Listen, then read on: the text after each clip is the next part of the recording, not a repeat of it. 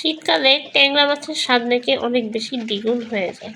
আর এই ট্যাংরা মাছ যদি শীতকালের সবজি মূলা আর পালং শাক দিয়ে রান্না করা হয় তাহলে এটার স্বাদ আরও বেশি দ্বিগুণ বেড়ে যায়।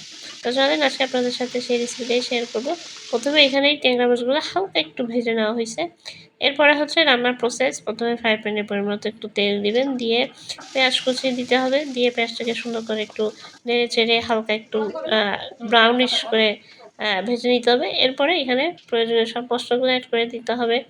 এখানে হলুদের গুঁড়া, মরিচ বাটা, জিরা বাটা আর হচ্ছে রসুন বাটা সবটা একসঙ্গে দিয়ে খুব ভালোভাবে মশলাটা একটু কষিয়ে নিতে হবে। হালকা একটু সামান্য একটু পানি দিয়ে নেবেন কষানোর সময়।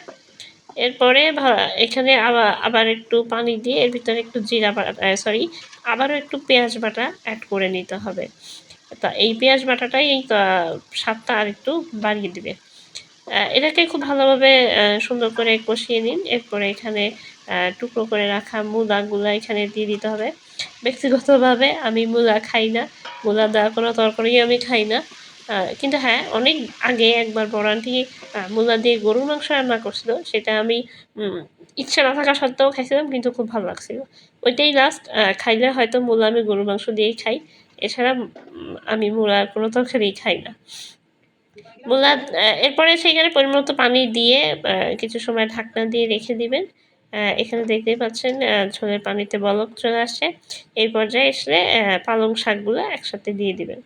পালং শাকটা যেহেতু সেদ্ধ হতে সময় লাগে না, এই জন্য এটা একটু পরেই দিতে হয়। এরপরে আবার কিছু সময় ঢেকে রেখে ঢাকনা তুলে খুব ভালোভাবে এটাকে নেড়ে চেড়ে নিতে হবে, শাকটা খুব সুন্দর করে নেড়ে নিয়ে এরপর এর ভিতরে ওই হালকা ভেজে রাখা মাছগুলো এখানে অ্যাড করে দেবেন। মাছগুলো দিয়ে আবারও খুব ভালোভাবে একটু মিশিয়ে নিয়ে এটাকে আবারও কিছু সময়ের জন্য ঢেকে রাখুন। এভাবে কিছু সময় এটাকে রান্না হতে দিতে হবে। এরপরে ঢাকনা তুলে এখানে আবারও বেশি পরিমাণ পেঁয়াজ কুচি আর হচ্ছে ধনিয়া পাতা কুচি একসাথে দিয়ে দিতে হবে। দিয়ে এটাকে আবারও কিছু সময় ঢেকে রাখতে হবে এই সম্পূর্ণটা আবার কিছু একটু রান্না হওয়ার জন্য। এখানে দেখতেই পাচ্ছেন আমাদের রান্নাটা এখানে অলমোস্ট হয়ে আসছে। এটা আরেকটু নেড়ে ছেড়ে দিবেন আর কি। এটা হয়ে গেছে। এবার এটাকে আপনি সার্ভ করে ফেলুন, ব্যাস হয়ে গেল। এগুলো হচ্ছে শীতের তরকারি। শীতের সময় এই সব তরকারিগুলা গরম ভাত দিয়ে খেতে খুব ভালো লাগে। আর আমি আগেও বলেছি যে আমার নানিদের আমলে তারা নাকি এরকমভাবে তরকারি রান্না করে রেখে দিত।